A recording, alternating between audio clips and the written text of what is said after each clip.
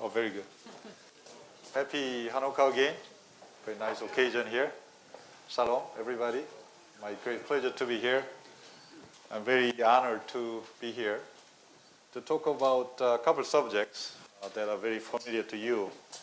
But I want to thank Tel Aviv Business School and Mr. Dean for inviting 3M and myself, and also the forum.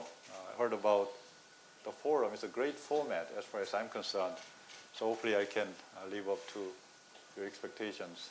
I'm located in Minnesota. It's a very cold place. And for a change, I brought some very nice weather for you. I've been working for 3M for 31 years. I'm originally from South Korea. I've been living in the United States for 20 years. Right now, I'm responsible for 65% of 3M business. That's all international, except the United States. That's about $20+ billion. So I've been practicing business all of my life. I've been practicing innovation, entrepreneurship, all the things that may be very familiar to you. I've been practicing that in different parts of the world. So hopefully I can share with you some of my thoughts after doing that for many, many years. My discussion today, I would necessarily call this speech or lecture. I would call it a discussion because it is a discussion. There's no right or wrong answer. So my discussion today is about a couple of things, but particularly innovation. I think you have some prior knowledge about 3M as a company, very innovative. So I will not spend a lot of time there, but I want to share with you what enables innovation, what makes it company like 3M to do the same thing, not only for 10 years, but 112 years. There must be something that's working behind. I'd like to share with you my thoughts about innovation. I also like to share with you about leadership. Whether it's innovation or business growth, nothing can happen without people, and particularly leadership. And I'm amazed by how those two subjects are linked together between innovation and leadership. I'm going to finish my talk about 3M and then growth a little bit. So innovation, growth, and leadership will be the key topics of my presentation today. I will quote on 3M to make the point. I will even share with you my journey in 3M, but the reason is only to make the point around innovation and growth and leadership, and not just showing 3M for the sake of showing it, or not just presenting me for the sake of presenting. So I'll do this about 45 minutes, then we have some Q&A, about 15 minutes. You don't have to read all this. A lot of numbers here. I think a lot of you are very familiar with numbers. What I'd like to share with you is the level of our profitability is probably, as an industrial conglomerate, by far the best in the world. And we have been doing this for 100 years. After tax profit, we're getting about 15%. Before tax, we call EBIT, or operating profit, consistently running at 25%. We pay due share of our taxes, right? So to make 25% operating profit for the size of $30+ billion business, and doing it quarter after quarter, year after year, for a century, that's basically what I'd like to share with you, how such a thing is possible. It's very kind of an enigma, a lot of people, how 3M can do that. So hopefully I can share with you some of my thoughts on innovation and growth as well. So this is the world, how we look at it. In fact, this is my kind of playing field, 3M International Operations. We're operating in many, many countries. Israel is one of them, very, very important subsidiary. But we have 72 subsidiaries around the world. They're virtually everywhere, including the United States. I'm not responsible for US, so that's basically how I view. Most of these subsidiaries are run by local people. I'm the product of that type of practice. I was hired in 3M in Korea, not in headquarters, as a salesman. So I worked 10 years in Korea. I went to the center in Minnesota and became current position. So I think one thing about the nature of 3M, in addition to growth, innovation is globalization. It's kind of quite amazing how this Midwestern company based in St. Paul, St. Paul, Minnesota, right? It's very, people in Israel know it's a very cold place. Became so global, so early. It's very, very interesting how they do that. And I'll share with you what was the driving force behind that. Driving force, at the end of the day, it's all people. People are plural word. But at the end of the day, people is too much of a generalization. It boils down to one person, generally speaking. And that's if you can't forget anything about I said today, that's what you can remember. Some result, whether innovation grows or how 3M becomes so global, it all boils down to one person. Somebody was thinking that way. Many people followed after that. But there's usually somebody who thinks like that and who has the passion and tenacity to make it happen. And I'll give you the live example of that during my presentation. The reason I'm showing my own biography, which I rarely do, is to make the point. There are many people like me who we pick up in the subsidiaries, like 3M Greece, like 3M Israel, like 3M Korea. The only thing that matters is how capable they are. Race doesn't matter. Religion doesn't matter. Nothing really matters. Okay? So if you look at innovation, we believe the innovation comes from diversity. We have the same group of people thinking the same way. Why do you expect anything different? So behind 3M innovation machine is how we select people. We select people from different background. Why? Because we think they can contribute to different thinking. In one discussion I had last week about subject of inventory, about 10 people. 8 of them came from non-US countries. There were only 2 Americans. So that's the type of diversity that can enrich our conversation. So 3M truly believes in global talent, and we actually project that image. So I don't know how I got to this point, but somebody must have thought that this guy from boondocks of South Korea can do the job. And they took a leap of faith in me every single time I was given a bigger job. So that's very, very important. Taking a leap of faith in somebody in early stages of their career makes all kinds of difference. Because I was grown up that way. Thank you. I'm trying to do the same thing. Generally, the way that people manage people, management, they only look at about 10-meter radius. Because they usually talk to their immediate subordinates. So they talk to the same people all the time. There's statistics. The business leaders talk to the same people 93% of the time, usually. But in this case, what we are trying to do in how we manage people, we have a 3-level down strategy. I'm going out to 1, my direct report, 2, my direct report, and 3. So I go down 3 and interact with these people and try to pick them up. And they do the same thing, 3 level down. So without that, without intervening somebody's career deep down by yourself, it's very difficult to happen in a very structured organization because people want to screen somebody that fits their appetite. If you ask me after 31 years, do you have any thoughts, generally speaking, I'll give you probably a couple of 3 things.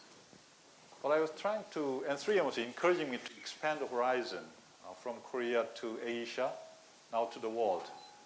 So I think it's very important we continue to do that as an organization. Secondly, I was very fortunate to have a mentor and coach in early stages of my career. And that happens today. Even today, I have somebody I'm trying to learn from. Although I have a lot of mentees that I'm trying to give my experiences as well. After 31 years, there are a lot of things to learn. Okay? There's no such a thing as you complete your learning. The second thought. Third one is, Operating in many multicultural environments terrifies some people. And that's what terrified me when I came to the United States. From South Korea, I'm right in the middle of US, trying to run a big organization. Didn't work in the beginning. Why? Because I didn't realize the inner workings of people's mindset, their body languages, and everything else. So I tried to find some common values. Who can argue about grow sales? Nobody can argue about how we can grow sales. That's what I found out. But as soon as you get down to details, they go crazy, right? So whenever I see debate, I bring the altitude up. If you bring altitude up of any dialogue, including politics, enough level, you can create a common value. So that's what I'm trying to learn, what I'm trying to practice. How can I create that common value and transcend the cultural barrier? I kind of learned it the hard way, but it's actually practicing quite well. We talk about diversity as a critical source of 3M innovation, and that's particularly true in our case, and invest in people. I learned after many, many years that our business will grow at the speed that we grow our people, because business equals people. So I have my time management that worked for me for 30 years. It's a 50, 25, 25% rule. So 50% of my time I spend with customers.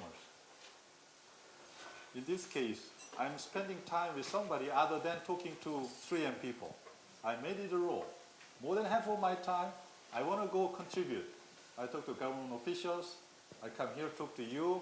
You may not be direct customers, but I'm talking to outsiders. Half of my time. I made it a rule for 30 years. 25% of my time I spend on people issue. We talk about people. We talk about their career. And then the rest can wait, meetings and everything else. I practiced that for many years. It really worked for me, and I know if it works for me, it can also work for a lot of people. So 3M invented a lot of products. Over time, innovation is not just about making product a little better. 3M actually invented something that didn't exist. Magnetic tape. There's no such thing as sandpaper. 3M invented sandpaper. There's no such thing as Post-it. So we invented a lot of products. And that invention is continuing. Even today, we are inventing something that does not exist in the world. Different category. It's very unique that we have been doing this for many, many years. I think a lot of people know about 15% rule. In other words, the people can spend 50% of the time in the project of their own choosing. And this one really helped 3M. What this means is that basically management trusts people what they're doing. So in this case, they trust people to do something that may not be in their work agenda. It's okay. They can invent something very well. So if you look at today's 3M, in the context of 4 buckets, I will give you these 4 words. First one is innovation. Yeah, clearly, we have innovative technologies. So being innovative is one thing. But innovation in and of itself is not complete the circle without being creative. Being creative means you apply your innovation to do something, to create value for customers, to create eventually value for shareholders. So I'll give you some examples of how this inner workings between innovation and creativity works. The other is collaboration. One probably less known fact about 3M is that I don't know how we became such a company, but in our company, people share ideas freely. And it's not that everybody likes everybody else, but we share ideas.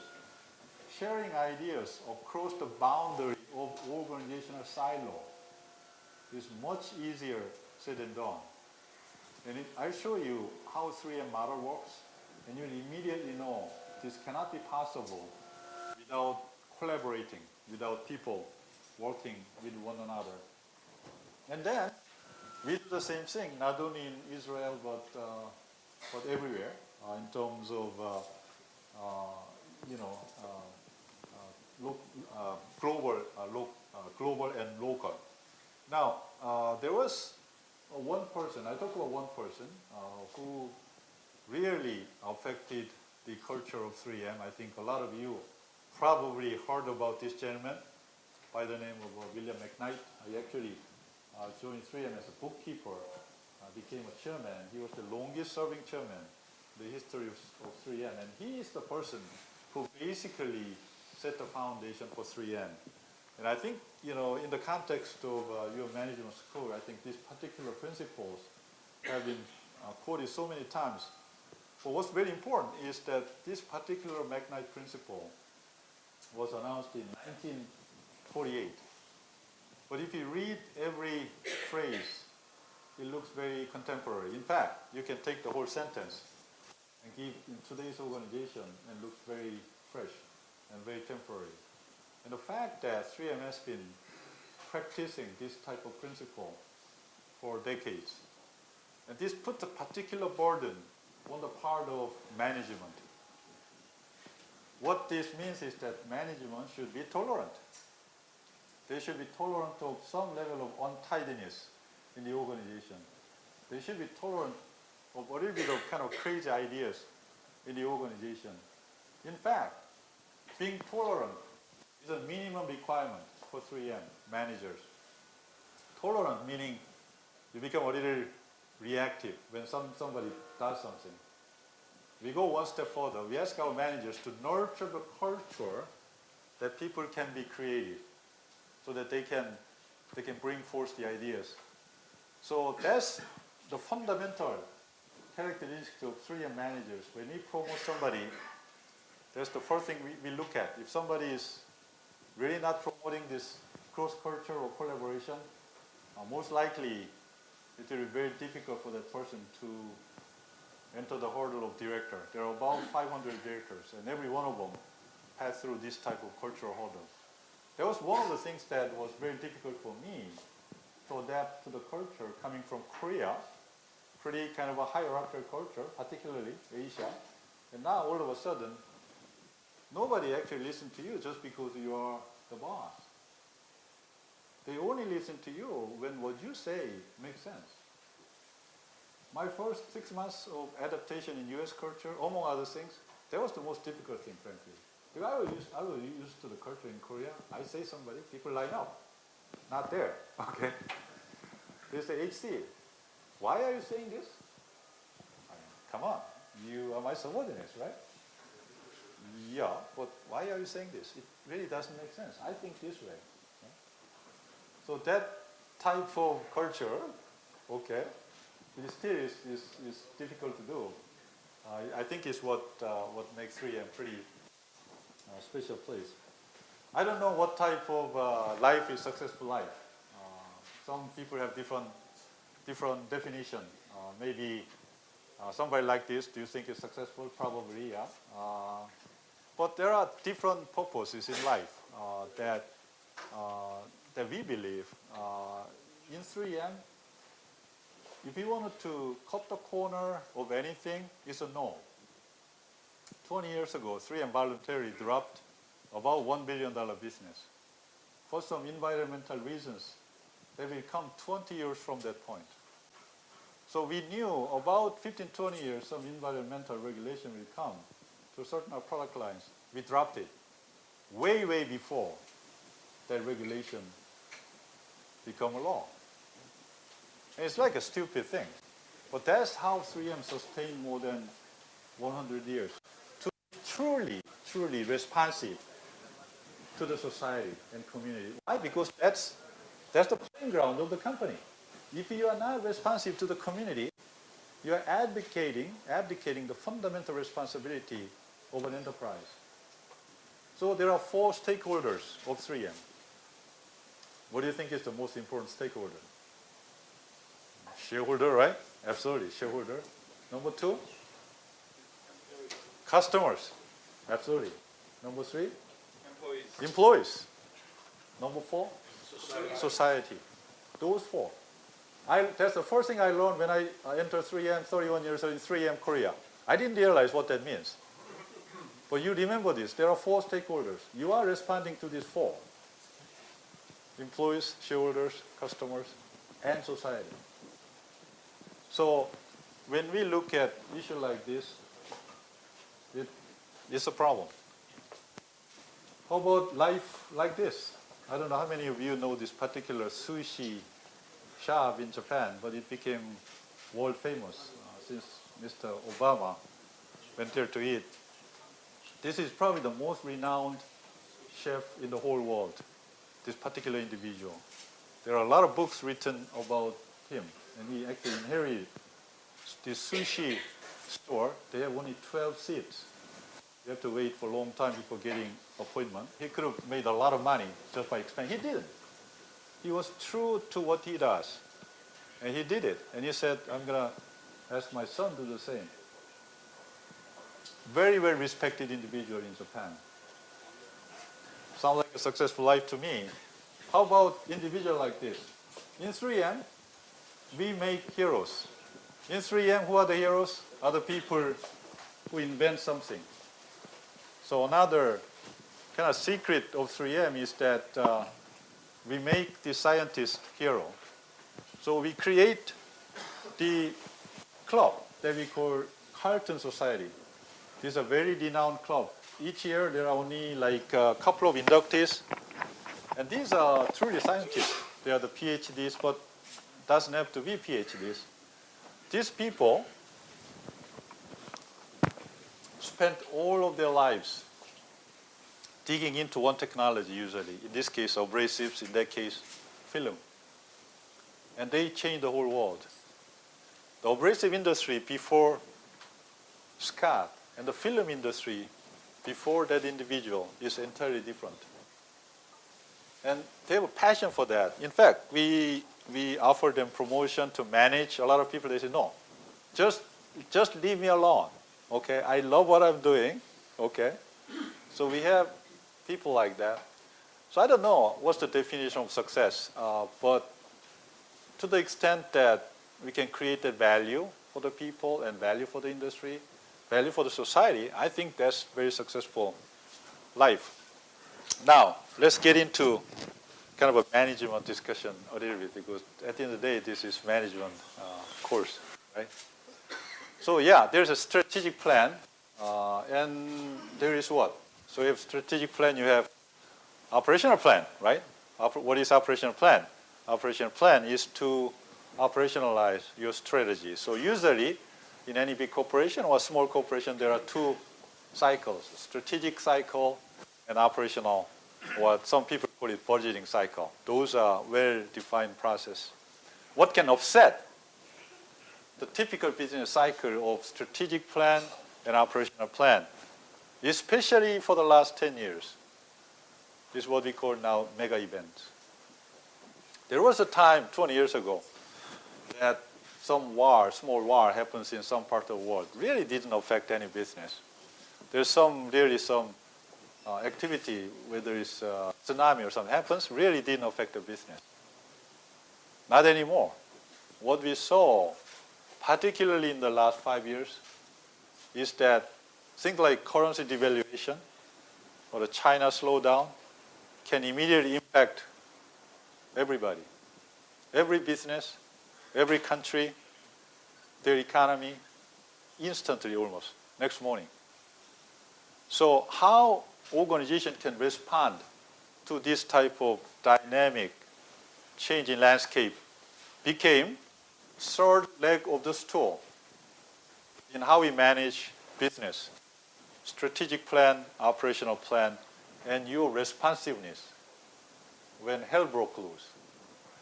So that's what we see every single time. Who would have thought that China, in most companies now, is a liability? Liability in the sense that short-term liability, not a long-term. They don't give you 20% growth anymore. In most cases, they create shortfall from your operating plan. In most companies, multinational anyway. Why? Because things are going down there, as you very well know. Who would have thought that the oil price is dropping below $30? When do you think was the time actually that oil was $110. 5 years ago? No? That was June 2014. It's so dramatic what happens. So this can have an everlasting impact to the rest of our business. So if you look at the dynamics like that, and in conjunction with the mega events, how organization can respond very quickly becomes fundamental competitive advantage or disadvantage. Doesn't matter what business you are, doesn't matter how good you are. It just doesn't matter. These days, how you can respond very quickly and effectively test the destiny of organization. So I think you can understand what this picture implies. You can easily, organization, even like 3M, can become a fossil in about 3 years. Company, successful company like 3M can be a fossil in 3 years. That's my paranoia. That's the way I think. In fact, I've seen some of our businesses, billion-dollar business, going to the handbasket in 6 months. And this speed of dynamism will increase, not decrease, as time goes on. So this issue is something that's not even very well understood. How mega events, including geopolitical events, what's happening in Ukraine, by the way, what happened in Paris, immediate impact to our business. Okay? To the degree that's material. As a fiduciary duty, if you're a shareholder or if you're a board of directors, materiality is very important, right? Mega events in the past was not a material event, except war or some huge event. Now, a lot of these mega events became a material event for any corporation or any country for that matter. So how 3M did in the midst of all this crazy landscape, I think we responded quite well. How do you know? In the midst of all those crazy things happening, 2014, 3M achieved 2 milestones. First one, 3M finally reached $100 billion market capitalization. I've been working for 3M for a long time. This was one of my goals, working with our CEO and entire team. Finally, we reached it last year. There are 72 other companies in the world who has market cap more than $100 billion. We also reached the milestone, which I'm actually more proud than $100 billion market cap, is we reached 100,000 US patents, cumulative. There's a lot of patents, by the way. Okay. And that's the milestone that we achieved at the time that things are really very, very tough. So I guess our way of responding to the tough situation really works very well. I'll show you a couple of charts about China. Why? Because whether you like it or not, China is impacting every organization, everybody's lives, every country in a certain way. So you may not like it, but you cannot ignore it for anything you do. And China is in a long, soft fall. That's general expectation. So eventually down to probably more manageable for 4.5 type GDP growth. But they are in this long fall cycle. They recently developed a 13th five-year plan, which was announced actually a month ago. After 12th five-year plan, they call it 13th five-year economic development plan. We spent a lot of time in China to talk to individuals and trying to understand what 13th five-year plan means. As a country, they picked 4 key subjects as a guiding principle of their next 5 years. Number one, Internet Plus. China wants to, they didn't use the word dominate, but that's what they mean. That's Internet Plus initiative. Directly coming from the leadership as a country's direction. It's very interesting, actually, how China works. But that's the reality that we are dealing with.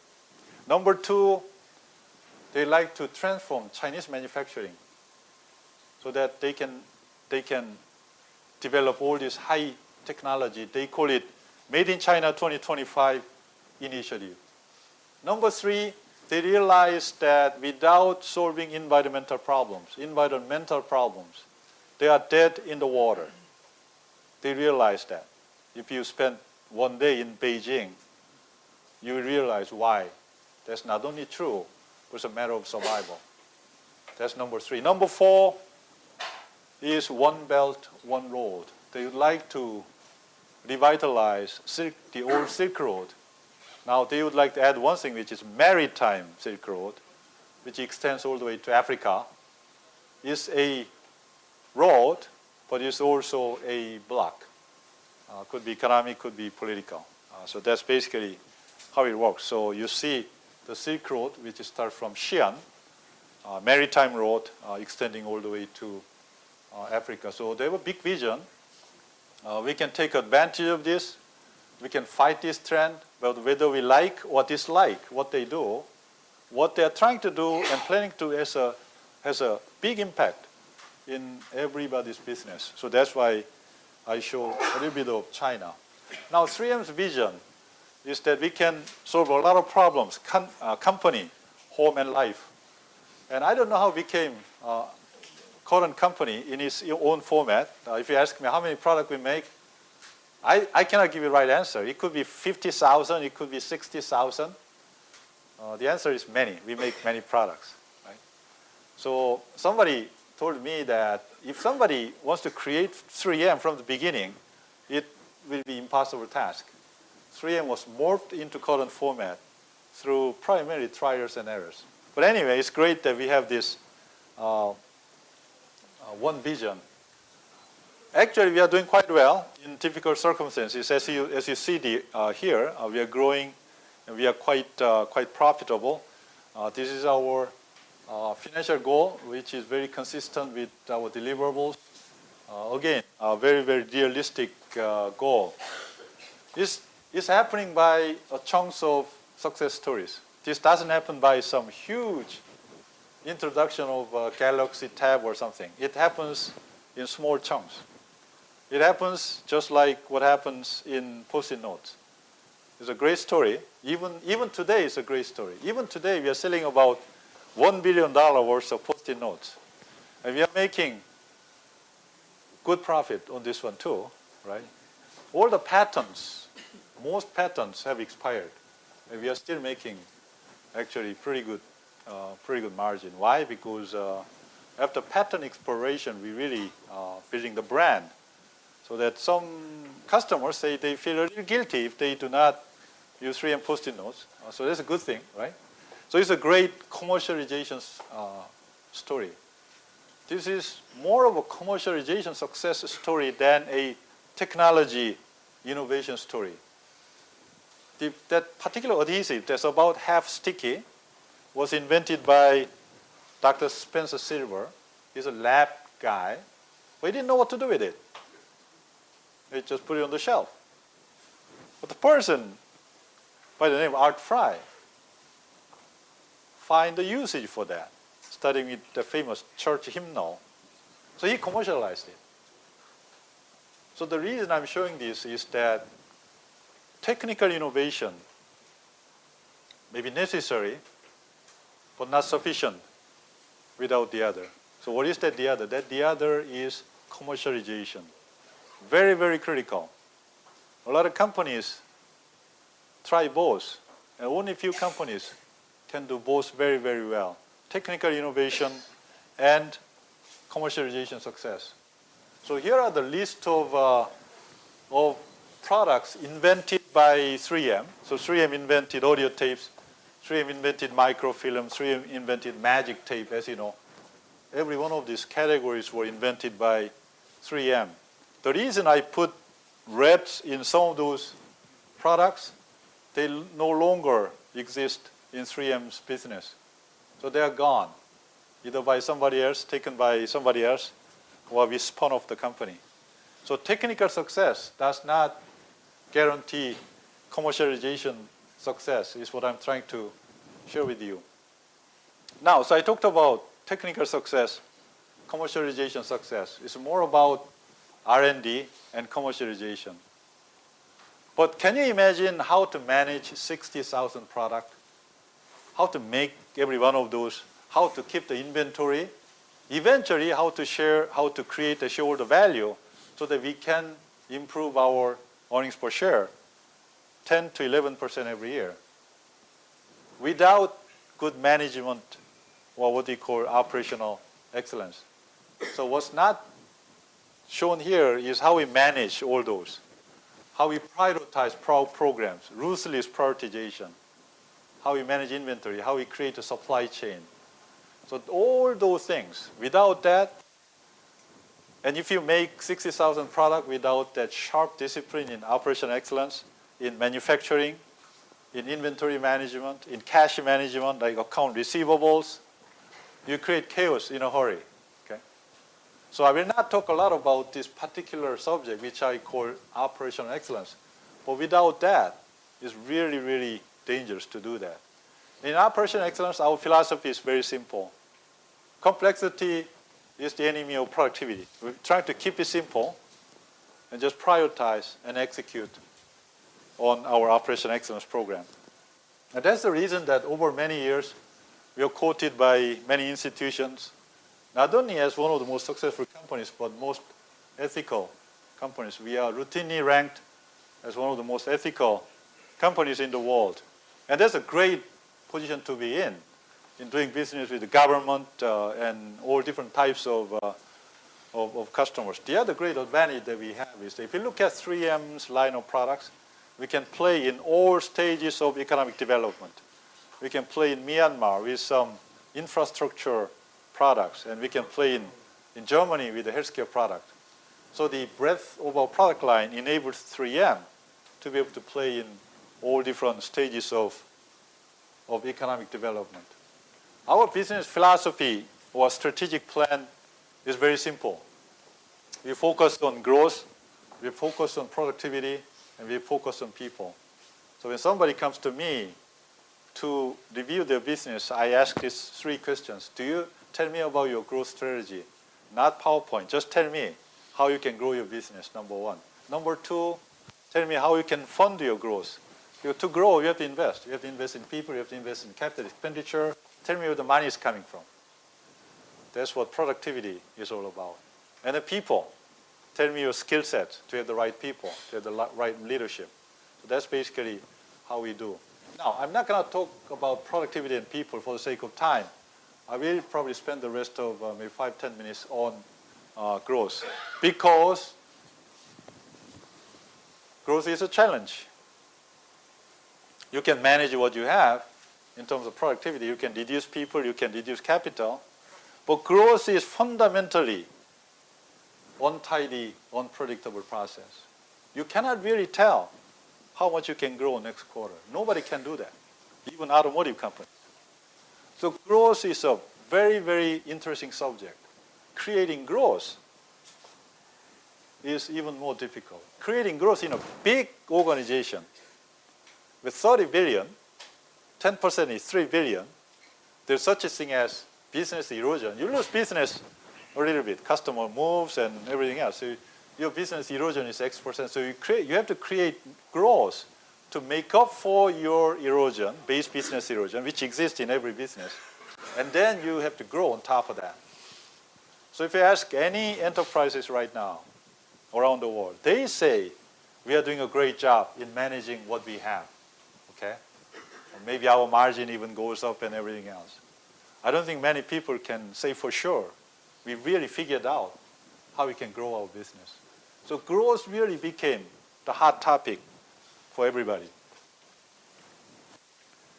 We have a firm belief that growth can only come from innovation. And innovation itself is an untidy process. It has some element of let it happen by making people just do whatever they want and all that. But clearly it has the characteristics of making it happen, meaning managing that innovation process. Without that, you let somebody go out there and create something and give them money and let them produce, keep the inventory and go out and sell. If that doesn't work, come back and do something else.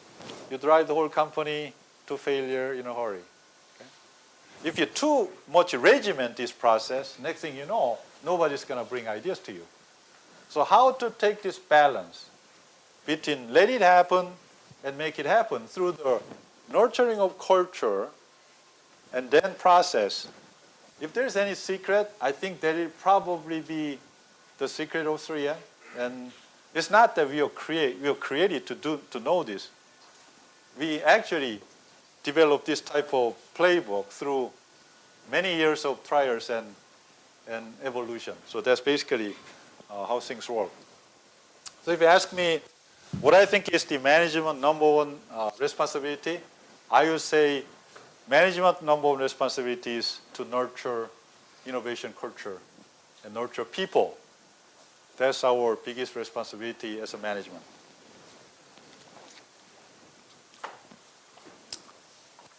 These days, more and more innovation became something that's disruptive. So you hear a lot of words about disruptive innovation, and that's particularly true these days. And 3M also firmly believes that this is the way to do that, and we try to recruit people who have those mindsets. We're trying to recruit people who have those fundamental capability to disrupt the world. A lot of this idea fundamentally came from one individual. And we call them innovators, we call them entrepreneurs, but same thing happens in 3M as well. I talked about technology innovation, but without commercialization. So that's another element of 3M innovation is, yes, 3M is strong in technology, but we create that innovation in the context of how we can solve customers' problems. Without that, you thump your own chest and you brag about your technology and nothing happens. So those two are very, very important element of this. And then sustainability means, can you do it years after years? Can you do the same thing for 100 years? Is basically what we mean by sustainability. So technical innovation, custom innovation, and sustainability. In terms of technical innovation, we fundamentally need a very strong technology. So we have 46 fundamental technologies that are ahead of our time, sometime between 5 years, maybe a little bit more longer, 10 years, ahead of competition, ahead of industry practice. That's what we are trying to create. Not only one, but 46. So that's fundamental strengths of 3M.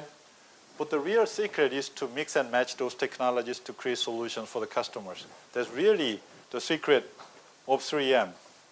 And it can only happen. How do you think this can actually happen in a big organization?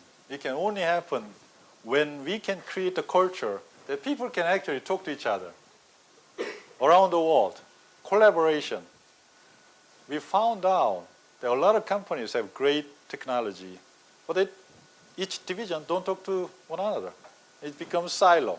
The silo is a major problem for big corporation. And I think one of the things that's quite unique about 3M is this collaborative culture.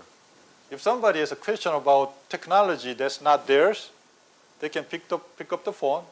In a couple of phone calls, they can get complete access to the technology in different locations. So scientists in China looking for some technology that's not theirs, that may exist in Germany, that can happen in a couple of phone calls or a couple of emails. So it's very, very unique in terms of that, how that collaboration model works. But technology innovation without understanding of market could be a disaster. So what we are also saying is that customer insights are absolutely critical. Without understanding how the world is moving, how the civilization is shifting, how the people will live their lives 5, 10, 50 years from now, we run the risk of you love your technology and that's about it. So I think one thing about what we do is we constantly monitor how people live their lives, spend their leisure time, what do they do in the workplace, what do they do in hospital. This is as much of investment for 3M as we are doing investment in other areas as well. So we call this mega trend or markets of the future. So we spend a lot of time trying to understand how people do in a hospital, what they do in apartment lifestyle in China, for example. So this is fundamental. So innovation alone, technology development may be necessary, but not enough without deep understanding of this market. I really love the trench culture or the Gemba work. We take people out into where actions are taking place. Too many conversations are these days taking place in the office. Nothing happens in the office. Well, something happens in the office, but most things happen in what we call Gemba. Gemba means on-site. So management going to on-site, very, very critical. Somebody pitched me about big programs in some location that we have not have a presence. My question, have you been there? The answer is no. My answer, you go there, you breathe air, and you stay there a couple of days and come back and tell me what you felt. So too many assumptions are made in business without leaders actually feeling it on their skin. So this is one of my major management point here, is that people in charge has to be on the ground. It's a dirty work in some cases, but without that, we run the risk of making assumptions. This is a picture I took about 20 years ago. This was in Tokyo, Toyota, Monday morning, 10 o'clock. We went there, everybody stopped what they're doing. Toyota workers stopped what they're doing and flocked to this technical person, 3M, to demonstrate 3M's new adhesive technology that we are introducing. I was watching here. He's a superintendent. He's a marketer. So marketer usually supervising technical people, right? But anyway, I was watching this and I was quite moved. How many companies can walk into the door of Toyota at 10 a.m. in the morning and Toyota stops what they're doing and come to listen to what 3M, which is supplier, has to say? This cannot happen without credibility, without repeated credibility of producing them what they want and giving them the new technologies, new method. In fact, there was a completely new method that 3M was introducing. So we call it customer intimacy, we call it customer relevancy, but it's more than that. We have a passion for this Gemba or trench work. There's a fundamental assumption before any innovation. So without understanding this holistic nature of where you generate ideas, how you feel the pain points, innovation becomes very hollow. Anybody can talk of innovation. Oh, it kind of sounds good, right? Why not? Let's do some innovation, right? But it has a multifaceted way of making it commercialization success and eventually turn it into shareholder value is what I say I have to tell you in 3M. I think I have a couple more minutes. That leads us to generate product like this. Yes, 99 people can walk by Beijing and say, oh, this is a terrible contamination of air. One person can walk by the same street in Beijing and say, you know what? We have unique non-woven technology in 3M. Why not creating a super efficient and super breathable respirator that people can use to protect their what they call PM 2.5, which is so fine they can go straight to your lung. That's what you do. We introduce this. This could be a big, big opportunity. So we commercialized this 2 years ago. So we are generating money. We are generating profit. We are contributing to China, their health, their society. Win-win. Win-win is what I'm looking for, what 3M is looking for, contributing to the society at the same time you generate profit. And we have many examples like that in 3M. In Japan, a lot of this earthquake, boom, shaking. We have a viscoelastic material that you can actually insert in between your steel structure in the warehouse that can withstand the earthquake. Okay? Not a huge one, but at least somewhat manageable magnitude of earthquake. So that's the type of innovation that we are looking for. Innovation that means something to the people. Innovation that means something to our customers. Otherwise, innovation becomes very hollow and immediately becomes your chest pumping. Oh, we have this technology. And our question is, so what? Okay? So I'll close my session by repeating what I told in the beginning. 3M sees the world through our lens of our core competencies, and we continue to build on our strengths. I worked well for us for many years. I have no reason to believe that things will not work for us. In fact, I have all kinds of conviction that 3M playbook not only will work, but will be even bigger going forward in this different world. So I'd like to again thank the business school here and the forum for giving me this opportunity. And like I promised, I don't know if you have time for a couple of questions. Is that okay? 2 questions? Okay, good. Anybody? Yes. My name is Cheol, and I'm from Clinical. My question is, how do you manage to generate motivation among your salespeople globally when the production is being done in different countries and sales organizations are local probably? Do you encounter difficulties in trying to motivate these sales groups to sell products from other countries? Yeah, the question is how can you motivate the people in one country who may sell product but not necessarily made in the country? I think that's a very important question because everybody wants to make everything locally. But if you can imagine, we have 50,000 products, we are operating in 73 countries. There's no way that we can possibly make 50,000 products in every country, right? So we have to prioritize. And yeah, we make or convert certain product locally, but there are a lot of products that people carry that's made outside their country. That really did not become one of the reluctance from, at least from our salespeople. After we practice a lot of what we call global supply chain management strategy for a long time, so they can collect customer needs and they can convey to manufacturing location and they manufacture for them. So it's not a huge impediment for 3M sales reps. It may be different in some other industries, but in our case, it has not been a huge impediment. Yes, maybe one more? Yes, sir. What is the connection between the oil price and your turnover and your profit? Right. And what's going to happen, let's say, if a barrel will be $5? Yeah. So we are not in oil business. We use oil derivatives primarily as a raw material, like monomers, like polypropylene monomer, polyethylene monomer. So to the extent that our raw material price, we can actually have even some advantage.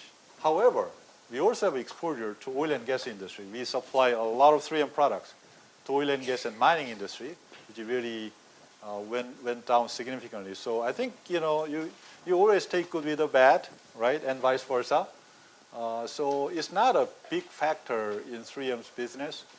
I don't know if oil will eventually go down to 5, but it has been pretty kind of a shaky world out there. But for 3M, it's really not a huge factor because of the exposure to oil and gas industry, relatively small.